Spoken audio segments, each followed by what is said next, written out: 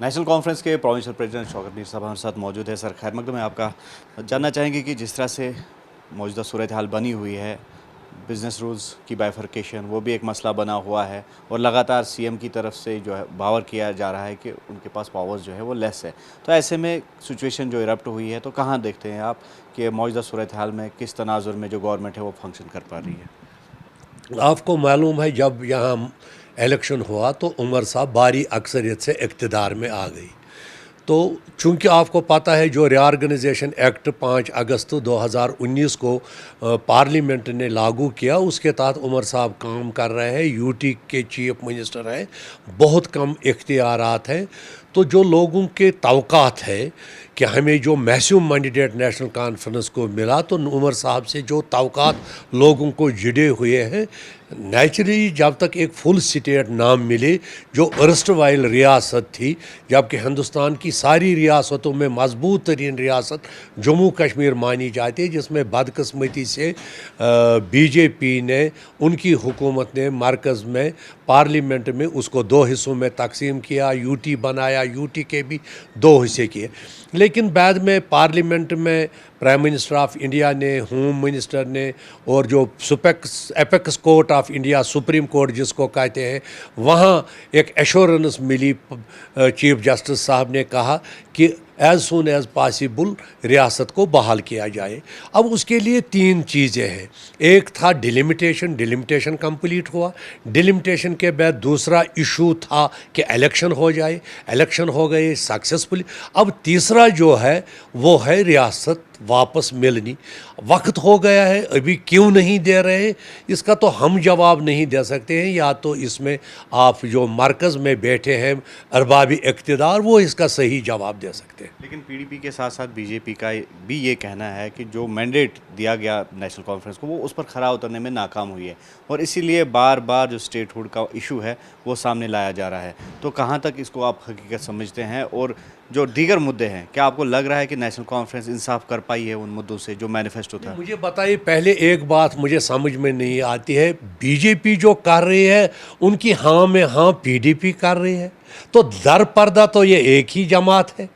جہاں P D P کا وجود کس طرح آیا, یہ ایجنسیوں نے کریٹ کی. کس طرح اس وقت جموں کشمیر نیشنل کانفرنس کے ایم ایل ایز کو توڑ کر ایک ایسی حکومت بنائی گئی, شاہ صاحب کو سامنے لایا. یہ جو مرکزی پارٹیاں ہیں, ایجنسیز پارٹی, ان کو ہر وقت عوام رد کرتے آئی ہے. اس میں تو ہمیں گھبرانے کی کوئی ضرورت نہیں ہے, نہ نیشنل کانفرنس سے اس سے گھبرانے. لیکن ایک میں موٹ کوسچن آپ کو کر رہا ہوں. کاڈر مینجمنٹ کا ایک بہت بڑا رول ہوتا ہے ایفیکٹو ایڈمنسٹریشن میں. اس کا مطلب ہے آئی A S, I P S, ہمارے جو باقی سینٹرل سروسز ہیں وہ ڈائریکٹلی ایل جی کے انڈر ہے. ڈیٹرنس کہاں رہے گی؟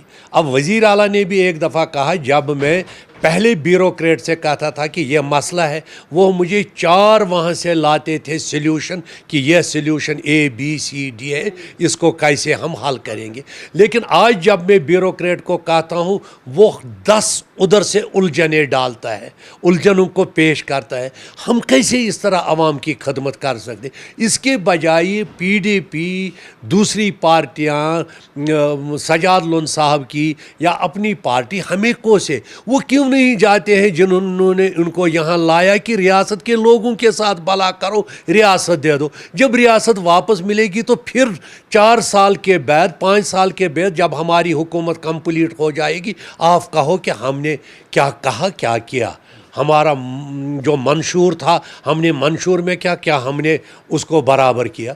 یہ تو باتیں کرتے ہیں کسی کے کہنے پر, لیکن ہم پر امید ہے کہ چونکہ پرائم منسٹر آف انڈیا اور ہوم منسٹر آف انڈیا نے ایشورنس دے دی, ان کو ریاست واپس دینی ہوگی. اگر ریاست واپس نہیں دیں گے, نہ ہم لا اینڈ آرڈر کے ذمہ دار ہیں, نہ بائیسرن کے ذمہ دار ہیں جو پہلگام میں ہوا. گورنر صاحب نے خود کہا, ایل جی صاحب نے, میں اس کی ریسپانسبلٹی لیتا ہوں. تو اس وجہ سے گورنمنٹ آف انڈیا کو ایک زبردست ڈراسٹک سٹیپز لینے تھے to sack the people who are at the helm of affairs who failed in maintaining the security at Pahalgam. تو آپ کے کہنے کا یہ مطلب ہے کہ چیف منسٹر وزیر اعلیٰ کے دفتر اور بیوروکریسی میں ایک خلا پیدا ہو گیا ہے جس کو پر کرنے کی ضرورت ہے. یہ اختلاف کی بات نہیں ہوتی ہے. جب ہمارا منسٹر سیکرٹری سے کچھ کہتا ہے اور سیکرٹری فیل ہوتا ہے یہ کرنے میں, اس کی یہی ایک ڈیٹرنس ہے کہ کیبنٹ میٹنگ ہو جائے, آئی کین بی شفٹڈ, دوسرا سیکرٹری ٹو گورنمنٹ لایا جائے گا, دوسرا ڈپٹی کمشنر لایا جائے گا, ایس پی لایا جائے گا, جہاں اکاؤنٹیبلٹی ہوگی. جب یہ اختیار آپ اس سے چھین لیتے ہو تو اس کو اکاؤنٹیبل کیوں ٹھہراتے ہو؟ اکاؤنٹیبل تو ٹھہراؤ پھر ایل جی صاحب کو, اس کے ایڈمنسٹریشن کو, جس کے تحت کاڈر مینجمنٹ ہے, جس کے تحت لا اینڈ آرڈر ہے. ہمارے پاس جتنا ہے کام کر رہے ہیں. آج ہمارے ایم ایل اے صاحبان دیکھیں جو ایک جمود 10 سال میں جموں کشمیر میں تھا, آج جڑے ہوئے ہیں ہمارے ایم ایل ایز. آپ ہی کوریج کرتے ہو کامن مین سے. آج ہم جو بلاک لیول پر کامیں ہوتے ہیں, رورل ڈیولپمنٹ میں ہیں, ڈسٹرکٹ اپیکس جو کام, وہ تو ہم کر رہے ہیں, اس میں کوئی کمی نہیں.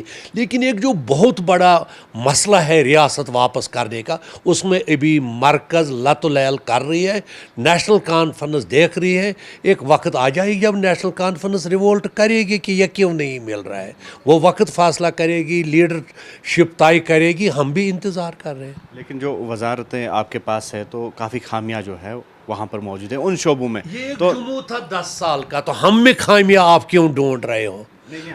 ان ڈپارٹمنٹس میں خامیاں ہیں جن کو حل کرنے کی ضرورت. آپ ایک ہر ڈپارٹمنٹ کی بات کریے. آپ کو ٹورزم سیکٹر لیجئے, عمر صاحب کلکتہ پہنچ گئے, عمر صاحب بمبئی گئے, عمر صاحب اپنی ٹیم لے کر دہلی گئے, وہاں سے ٹورسٹس کو جو ان کی ٹریول ایجنسیز ہیں ان کے ساتھ میٹنگز ہو گئی. آج دیکھ رہے ہیں کہ ٹورزم ریوائیو ہو رہے ہیں. آپ R&B کو لیجئے, ہمارے منسٹر جو ڈپٹی چیف منسٹر ہے PWD ہر جگہ ریویو کر رہے ہیں, ٹار میکڈم پڑ رہا ہے.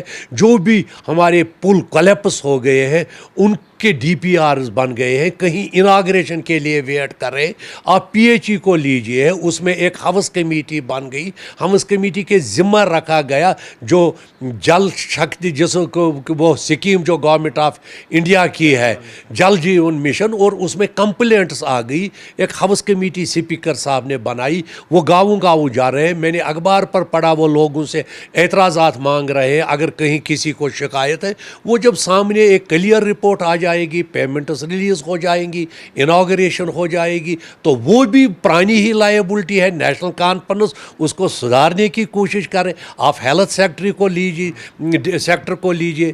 ہمارے جو ہیلتھ منسٹر صاحبہ ہے سکینہ یتو صاحبہ, یا ہمارے ایڈمنسٹریٹو سیکرٹری, ڈائریکٹر ہیلتھ, باقی جو بھی مشن ڈائریکٹر ہے, دن رات کام کرتے ہیں. اکاؤنٹیبلٹی سامنے آ رہی ہے, ہسپتالوں پر چھاپے پڑ رہے, دن رات منسٹر ون. اب آپ ایکسپیکٹ کیا کر رہے ہیں؟ آپ ایکسپیکٹ کر رہے ہو کہ نیشنل کانفرنس نے حکومت سنبھالی تو برج خلیفہ شارجہ کی طرف آپ دوسرے دن دیکھو گے. یہ ایک وہ ریاست ہے جو ٹیل اینڈ پر ہے, جس کو برباد کر کے رکھا ان 10 سالوں نے. لیکن آپ کو پتا تھا پہلے ہی, الیکشن سے پہلے ہی, کہ فیٹ کیا ہو سکتا ہے اس گورنمنٹ جو مورچے وجود میں آ جائے گی. لیکن اس کے باوجود بھی جو مینیفیسٹو آپ کا تھا تو اس کو پورا کیا جانا ابھی بھی باقی ہے, کیونکہ جیسے جاب اپرچونیٹیز کا مسئلہ ہے, جو ریزرویشن کا مدعا اٹھایا گیا. ہم تو اس میں فیل نہیں ہوئے. ہم نے جو کمٹمنٹس ریزرو یہ اپنے منشور میں کی, وہ ہم نے 5 سال کے لیے کی. ابھی ہمارے 9 مہینے ہو گئے. 5 سال کے بعد آپ ہمارا جاب کارڈ دیکھو گے, آپ نے یہ کمٹمنٹ کی تھی, یہ پوری کی یا نہیں کی. آپ ہمیں آج ہی کیوں اکاؤنٹیبل لے رہے ہو؟ 10,000 کروڑ ہمارے بجٹ میں کم کر کے پھر بھی ہم نے گلا دے دیا. پھر بھی ہم نے وڈوز کے لیے 50 سے 75 ہزار جو ہے پینشن وہ کیا. پھر بھی ہم نے وومن امپاورمنٹ کے لیے فری ٹرانسپورٹ ہمارے ماؤں بہنوں اور لڑکیوں کے لیے فراہم کیا. اب ہمارے جو غریب ہیں ان کو شاید یہ دکھتا نہیں ہے, نظر نہیں آتا, تو اس میں میرا قصور نہیں ہے. اور بھی آگے کام ہو جائیں گے, کیوں نہیں ہو جائیں گے.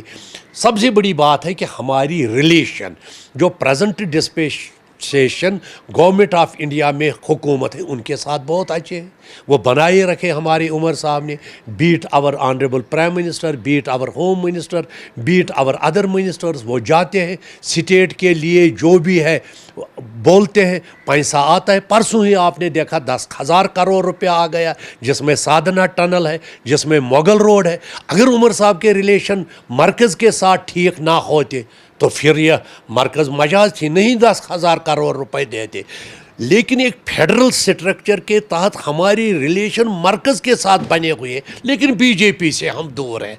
हम बी टीम, ए टीम, सी टीम नहीं है, क्योंकि वहाँ पार्टी का मसला है। वो बीजेपी है और हम नेशनल कॉन्फ्रेंस है, जो लोगों के खून के रंगने के बाद हमारे से वजूद में आ गई। और इंशाल्लाह अल्लाह ने चाहा हमारे कायद डॉक्टर फारूक साहब, उमर साहब और सारी जो लीडरशिप नेशनल कॉन्फ्रेंस और काडर है उसके पीछे पीछे चलने को तैयार है। और वो दिन ज़रूर आ जाएगा जब जम्मू कश्मीर में फिर तरक्की और रोशनी का तुलू खुलेगा। तो एक जानिब से इलेक्शंस की डिमांड कर रहे हैं आप, जो बाई इलेक्शन, जो सीटें बाकी है जिस पे इलेक्शन होना मतलूब है, और दूसरी जानिब सिक्योरिटी सिचुएशन क्या आपको लगता है कि मौजूद है? क्योंकि हमने देखा कि हारवन में भी एनकाउंटर हुआ, हारवन के आउटस्कर्ट्स में, और इस तरह के वाक़यात जो है आए दिन रोनुमा होते हैं। देखो, अब एक बात मैं बताऊंगा, जब 90 में नागुफ्ता बेहालात हुए, 6 साल एक पूरा जमूद रहा। फारूक साहब ने जब बागडोर संभाली 96, सारा इंफ्रास्ट्रक्चर दरहम बरहम हुआ था। हमारे minister, MLAs, district president, block president, workers को मारा गया। फिर भी हमने इसको ऑन रेल्स लाया, पटरी पर लाया स्टेट को। हमारे पास कोई बड़ी बात नहीं। सिक्योरिटी जो है, अगर ये रियासत के तहत रहे, ज़्यादा ट्रांसपेरेंसी होगी, ज़्यादा फीडबैक होगा कहाँ क्या होने वाला है।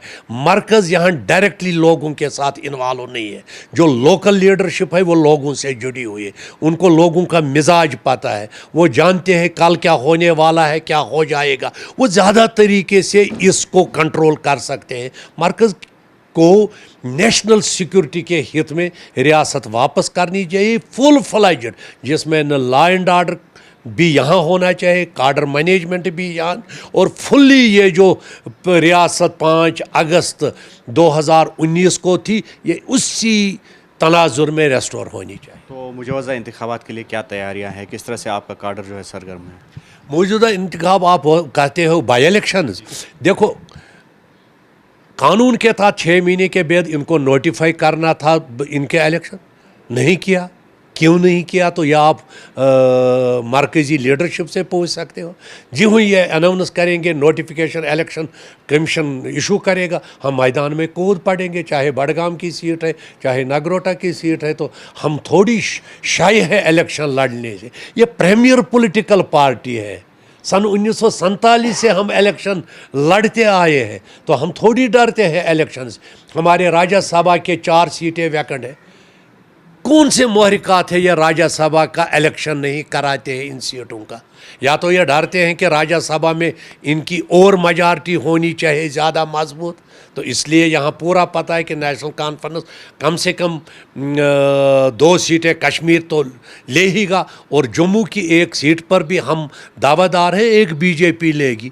तो क्यों नहीं हो रहा है? कैंडिडेट्स का इंतखाब हुआ है? कैंडिडेट्स नहीं, ये एक उसूल है, जब भी इलेक्शन की नोटिफिकेशन निकलती है, पार्लियामेंट्री बोर्ड हर ऑर्गेनाइजेशन का बैठता है। हमारा भी पार्लियामेंट्री बोर्ड है, हमारा कोर ग्रुप है जिसकी सरबराही फारूक साहब करते हैं। उस वक्त एक मीटिंग शॉर्ट नोटिस पर बुलाई जाएगी and it will be decided कि नेशनल कॉन्फ्रेंस की तरफ से कौन राज्यसभा का कैंडिडेट होगा, कौन नगरोटा और कौन बड़गाम का कैंडिडेट होगा। तो उसमें लिए कोई परेशानी हमारे लिए नहीं है। लेकिन मैं वाजिया ये कहना चाहता हूँ, यहाँ जो बाकी पार्टियाँ हैं, चाहे PDP है, चाहे पीपल्स कॉन्फ्रेंस है, चाहे दूसरी आम आदमी पार्टी या बाकी पार्टियाँ हैं, आज जो हम ये मुसीबत देख रहे हैं ये उनकी देन है। इन्होंने हमें इस मुसीबत पर पहुँचा है। अगर क्या साउथ पोल और नॉर्थ पोल की एलाउंस नहीं करते, अगर ये मोदी साहब को बड़ा अंकल नहीं बोलते